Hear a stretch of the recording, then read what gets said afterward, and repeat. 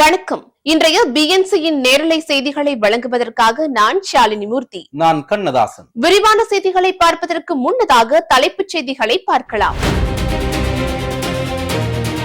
அதிமுக சார்பில் கிறிஸ்துமஸ் பெருவிழா கொண்டாட்டம். நலத்திட்ட உதவிகள் வழங்கிய பொதுச் செயலாளர் எடப்பாடி கே பழனிசாமி. தமிழ்நாட்டில் வரைவு வாக்காளர் பட்டியல் இன்று வெளியாகிறது. 97 லட்சம் வாக்காளர்களின் பெயர் நீக்க வாய்ப்பு உள்ளதாக தகவல். கோபாலபுர நீதியை மட்டுமே திமுக அரசு தூக்கி பிடிக்கிறது. தமிழக பாஜக தலைவர் நயினார் நாகேந்திரன் குற்றச்சாட்டு. திருப்பூரில் குப்பை கொட்ட எதிர்ப்பு தெரிவித்து போராட்டம். மக்கள் போராட்டத்தில் ஈடுபட்ட பாஜக அண்ணாமலை கைது.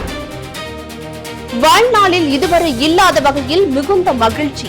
ஈரோடு சென்று வந்த பின்னர் நன்றி கூறி பதிவிட்ட விஜய். மழையால் பாதிக்கப்பட்ட விவசாயிகளுக்கு நிவாரணம் வழங்க வேண்டும். மதிமுக பொதுச் செயலாளர் வைகோ கோரிக்கை. வேளாண் துறை வீழ்ச்சியை திமுக ஒப்புக்கொள்ள வேண்டும். பாமக தலைவர் அன்புமணி வலியுறுத்தல். 20 லட்சம் இந்தியர்கள் குடியுரிமையை கைவிட்டு வெளிநாடுகளில் குடிபெயர்ந்துள்ளனர். நாடாளுமன்றத்தில் மத்திய அரசு அறிக்கை. தமிழ்நாட்டில் குளிர் மற்றும் லேசான மழைக்கு வாய்ப்பு. அதிகாலையில் உறைபனி தாக்கும் என வானிலை ஆய்வு மையம் எச்சரிக்கை. கேரளா தோழர்கள் தோல்வியடைய வைத்த ஐயப்ப பாடல். தங்க திருட்டை வைத்து காலி செய்த காங்கிரஸ். பொங்கல் பண்டிகைக்கு 3000 ரூபாய் ரொக்க பணம் பரிசு. 2.25 கோடி கார்டுதாரர்களுக்கு அரசு தர உள்ளதாக தகவல்.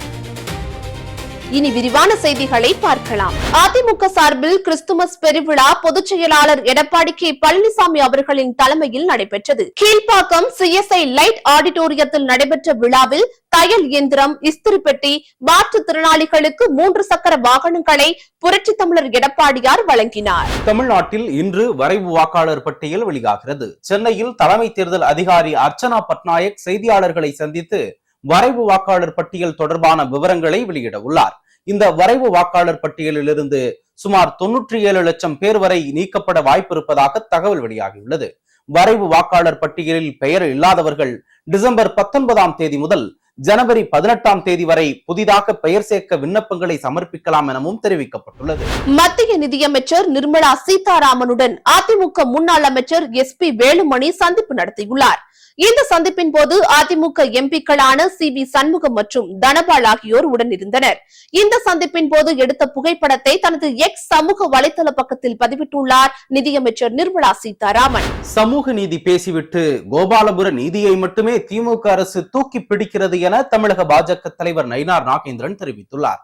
பழங்குடியின மக்களுக்கு தொகுப்பு வீடுகள் கட்டித்தராமல் ஏமாற்றுவது தொடர்பாக நயினார் நாகேந்திரன் வெளியிட்டுள்ள அறிக்கையில், பட்டியலினத்தவர்கள் பழங்குடியினத்தவர்கள் நலனை கடைக்கண் கொண்டும் காணாது அனுதினமும் அவர்களை போராட வைப்பதுதான் திமுக அரசின் வழக்கம் என குறிப்பிட்டிருக்கிறார். திருப்பூரில் சின்னக்காளிப்பாளையத்தில் குப்பை கொட்டுவதற்கு எதிர்ப்பு தெரிவித்து போராட்டத்தில் ஈடுபட்ட மக்களை சந்திக்க சென்ற பாஜக தேசிய செயற்குழு உறுப்பினர் அண்ணாமலையை போலீசார் கைது செய்தனர். திருப்பூர் மாநகரில் சேரும் குப்பையை இடுவாய் சின்னக்காளிப்பாளையம் கிராமத்தில் கொட்ட 5 கிராமங்களைச் சேர்ந்த மக்கள் எதிர்ப்பு தெரிவித்து பல்வேறு போராட்டங்களை முன்னெடுத்து வருகின்றனர். இது தொடர்பான வழக்கு சென்னை உயர்நீதிமன்றத்தில் உள்ளது. குப்பைகளை கட்டுப்பாடுகளுடன் கொட்டுவதற்கு கோர்ட் அனுமதி வழங்கிய நிலையில் குப்பையை பிரித்து கொட்டுவதில்லை என்ற குற்றச்சாட்டை முன்வைத்து போராட்டத்தில் ஈடுபட்டனர். மஞ்சள் மாநகரான ஈரோட்டில் நடைபெற்ற நமது சந்திப்பானது வாழ்நாளில் இதுவரை இல்லாத வகையில் மிகுந்த மகிழ்ச்சியையும் நெகிழ்ச்சியையும் ஏற்படுத்தியதென தாவேக தலைவர் விஜய் கூறியுள்ளார். இது தொடர்பாக தனது எக்ஸ் வலைதள பக்கத்தில் பதிவிட்டுள்ள விஜய், இந்த சந்திப்பில் அளப்பரிய அன்பும் ஆதரவும் அளித்த என் நெஞ்சில் குடியிருக்கும் உங்கள் அனைவருக்கும் எவ்வளவு நன்றி சொன்னாலும் போதாது என பதிவிட்டுள்ளார். இந்த சந்திப்பை பிரம்மாண்டமாக ஏற்பாடு செய்த செங்கோட்டையன், பொதுச் செயலாளர் ஆனந்த், மாவட்ட நிர்வாகிகள், காவல்துறையினருக்கும் மனமார்ந்த நன்றியை தெரிவித்துள்ளார் தாவேக தலைவர் விஜய். விஜய் மக்கள் சந்திப்பு நிகழ்ச்சியில் சட்டை பாக்கெட்டில் ஜெயலலிதா படத்துடனும் தாவேக கரை வேட்டியுடனும் செங்கோட்டையன் கலந்து கொண்டது தொடர்பான புகைப்படங்கள் வைரலாகி வருகிறது. முன்னதாக கடந்த மாதம் விஜய் கட்சியில் செங்கோட்டையன் இணைந்த போதும் ஜெயலலிதாவின் புகைப்படத்தை சட்டைப்பையில் வைத்திருந்தார். அப்போது அவர் இது ஜனநாயக கட்சி என்றும் யார் வேண்டுமானாலும் தங்களுக்கு விருப்பப்பட்டவர்களுடைய படத்தை சட்டைப்பையில் வைத்துக் கொள்வதற்கு ஆட்சேபனை கிடையாது என்று கூறியிருந்தார். இந்தியா ஓமன் இடையே ஒருங்கிணைந்த பொருளாதார கூட்டாண்மை ஒப்பந்தம் இருதரப்பு உறவுகளுக்கு புதிய நம்பிக்கையையும் உத்வேகத்தையும் அளிக்கும் என பிரதமர் நரேந்திர மோடி தெரிவித்துள்ளார். பிரதமர் மோடி மஸ்கட்டில் உள்ள ஓமன் வர்த்தக உச்சி மாநாட்டில் பேசினார். அப்போது கடந்த 11 ஆண்டுகளில் இந்தியா தனது கொள்கைகளை மட்டும் மாற்றவில்லை, தனது பொருளாதார மரபணுவையே அது மாற்றி இருக்கிறது. இதன் காரணமாகவே இந்தியாவின் பொருளாதாரம் அதிக வேகத்தில் வளர்ந்து வருகிறது என்றும் கூறியுள்ளார். தமிழகத்தில் நவோதயா பள்ளிகள் அமைய அதிமுக பொதுச் செயலாளரும் தமிழக சட்டமன்ற எதிர்க்கட்சி தலைவருமான எடப்பாடி கே பழனிசாமி அவர்கள் உறுதுணையாக இருக்க வேண்டும் என்று தமிழக பாஜக வலியுறுத்தியுள்ளது. தமிழகத்தில் நவோதயா பள்ளிகள் அமைவதால் ஏற்படக்கூடிய நன்மைகளை பற்றி முழுமையாக ஆராய அதிமுக சார்பில் ஒரு குழுவை அமைக்க வேண்டும் எனவும் பாஜக வேண்டுகோள் விடுத்துள்ளது. வடகிழக்கு பருவமழையால் பாதிக்கப்பட்ட விவசாயிகள் அனைவருக்கும் நிவாரணம் வழங்க வேண்டும் என்று மதிமுக பொதுச் செயலாளர் வைகோ வலியுறுத்தியுள்ளார். இது தொடர்பாக அவர் வெளியிட்டுள்ள அறிக்கையில் 1 ஏக்கர் சாகுபடி செய்வதற்கு 1 ஹெக்டேருக்கு அரசு 90,000 ரூபாய் கடன் கொடுக்கிறது. ஆனால் பயிர்கள் பாதிக்கப்பட்டால் 1 ஹெக்டேருக்கு 20,000 ரூபாய் நிவாரணம் வழங்கப்படும் என அறிவிக்கப்பட்டுள்ளது. அதனால் இது போதுமானது அல்ல என்று வைகோ வலியுறுத்தியுள்ளார். பொருளாதார ரீதியாக மக்களுக்கு மிகப்பெரிய பாதிப்புகளை ஏற்படுத்தியுள்ள திமுக அரசு அதை மூடி மறைக்க முயல்வதை மன்னிக்க முடியாது என்று அன்புமணி கூறியுள்ளார். இது தொடர்பாக அவர் வெளியிட்டுள்ள அறிக்கையில், மோசடிகளை அரங்கேற்றுவதையே வாடிக்கையாக வைத்திருக்கும் திமுக அரசு அந்த வழக்கத்தை கைவிட்டு வேளாண் துறை வீழ்ச்சியை ஒப்புக்கொள்ள வேண்டும், கடந்த கால பாவங்களை போக்க பரிகாரங்களை மேற்கொள்ள வேண்டும் என்று வலியுறுத்தியுள்ளார். பொது விநியோக திட்டத்தில் சந்தேகத்திற்குரிய பயனாளிகள் பட்டியலை மத்திய அரசு தயாரித்தது. இதில் 8.51 கோடி பேர் இடம்பெற்றிருந்தனர் என்று மத்திய இணை அமைச்சர் நிமுபன் ஜெயந்திபாய் பம்பானியா கூறியுள்ளார். எழுத்துப்பூர்வமாக அவர் அளித்த பதிலில், கள ஆய்வு பணிகளுக்கு பின்னர் இந்த பட்டியலில் இருந்து இதுவரை 2.12 கோடி போலி பயனாளிகளை மாநிலங்கள் மற்றும் யூனியன் பிரதேசங்கள் நீக்கியுள்ளதாக கூறியுள்ளார். ஆண்டுக்கு 2 லட்சம் இந்தியர்கள் தங்கள் குடியுரிமையை கைவிட்டு பிற நாடுகளில் குடியுரிமை பெறுவதாக மத்திய அரசு தெரிவித்துள்ளது. கடந்த 5 ஆண்டுகளில் 9 லட்சத்திற்கும் மேற்பட்ட இந்தியர்கள் தங்களின் குடியுரிமையை கைவிட்டுள்ளனர் என்றும், கடந்த 2011ஆம் ஆண்டு முதல் 2024ஆம் ஆண்டு வரையில் சுமார் 20 லட்சம் பேர் தங்களின் குடியுரிமையை கைவிட்டுவிட்டு வெளிநாடுகளுக்கு குடிபெயர்ந்துள்ளனர் என்றும் நாடாளுமன்றத்தில் மத்திய அரசு அறிக்கை தாக்கல் செய்துள்ளது. டிசம்பர் மாதத்தில் நாடு முழுவதும் வீசி வரும் குளிர் காற்று அலை தமிழகத்திலும் பாதிப்பை ஏற்படுத்தி வருகிறது. இந்நிலையில் டிசம்பர் 24ஆம் தேதி வரை தமிழ்நாட்டில் குளிர் மற்றும் லேசான மழைக்கு வாய்ப்பிருப்பதாக வானிலை ஆய்வு மையம் எச்சரிக்கை விடுத்துள்ளது. அதேபோல சில மாவட்டங்களில் அதிகாலையில் உறைபனி இருக்கும் என்றும் வானிலை ஆய்வு மையம் அறிவித்துள்ளது. கேரளாவில் காங்கிரசின் அபார வெற்றிக்கு பின்னால் பல காரணங்கள் இருந்தாலும் முக்கியமாக அமைந்தது தேர்தல் பிரச்சாரத்தின் போது அக்கட்சியினர் பயன்படுத்திய பிரச்சார பாடல்தான்.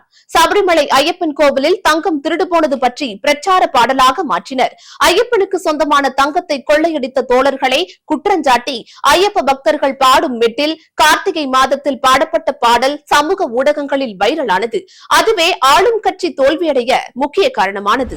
மதுரை மாவட்டத்தில் SIR பணிகள் முடிந்து வாக்காளர் வரைவு பட்டியல் டிசம்பர் 19ஆம் தேதி வெளியிடப்படுகிறது. மொத்தமுள்ள 10 சட்டசபை தொகுதிகளிலும் 10% பேர், அதாவது 3 லட்சம் பேர் வரை நீக்கப்பட வாய்ப்புள்ளதாக தகவல் வெளியாகியுள்ளது.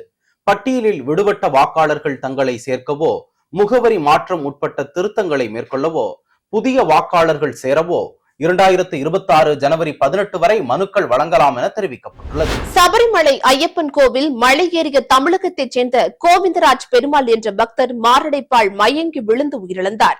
மண்டல பூஜைக்காக நடை திறக்கப்பட்டுள்ள நிலையில் இதுவரை 22 ஐயப்ப பக்தர்கள் உயிரிழந்ததாக தகவல்கள் தெரிவிக்கின்றன. சபரிமலையில் டிசம்பர் 17ஆம் தேதி நடை திறக்கப்பட்ட நாள் முதல் தினசரியும் 1 லட்சம் பக்தர்கள் சுவாமி தரிசனம் செய்து வருகின்றனர். இந்த ஆண்டு இதுவரை சுவாமி தரிசனம் செய்தவர்களின் எண்ணிக்கை 25 லட்சத்தை தாண்டி உள்ளதாக தகவல் வெளியாகியுள்ளது. தமிழ்நாட்டில் 2.25 கோடி கார்டுதாரர்களுக்கு 3000 ரூபாய் ரொக்கப்பணம், தலா 1 கிலோ பச்சரிசி, சர்க்கரை, முழு கரும்பு ஆகியவை அடங்கிய பொங்கல் பரிசு தொகுப்பு வழங்க அரசு முடிவு செய்துள்ளதாக தகவல் வெளியாகியுள்ளது. தமிழக ரேஷன் கடைகளில் பொங்கல் பண்டிகையை முன்னிட்டு ஒவ்வொரு ஆண்டும் கார்டுதாரர்களுக்கு பொங்கல் பரிசு தொகுப்பு வழங்கப்படுகிறது. அதிமுக ஆட்சியில் 2021 பொங்கலுக்கு ரேஷன் கார்டுதாரர்களுக்கு தலா 2500 ரூபாய் ரொக்க பரிசு தொகை வழங்கப்பட்டது. இளைஞர்களே இல்லாமல் இளைஞரணி சந்திப்பை நடத்தியது திமுக என்று தாவிகாவின் ஆதவ் அர்ஜுனா கிண்டல் அடித்துள்ளார். அப்பா மகன் என 2 இளைஞர்கள் சேர்ந்து இளைஞர் மாநாடு நடத்தினாங்க. அதுல மகன் இளம் பெரியாராம், சமூக நீதினா என்னன்னே தெரியாதவர் இளம் பெரியாராம் என்று நக்கலாக பேசியுள்ளார். இத்துடன் நேரலை செய்திகள் நிறைவடைந்தன. அண்மை செய்திகளை எப்பொழுதும் தொடர்ந்து தெரிந்து கொள்ள BNC டைம்ஸ் சேனலுடன் இணைந்திருங்கள். நன்றி, வணக்கம்.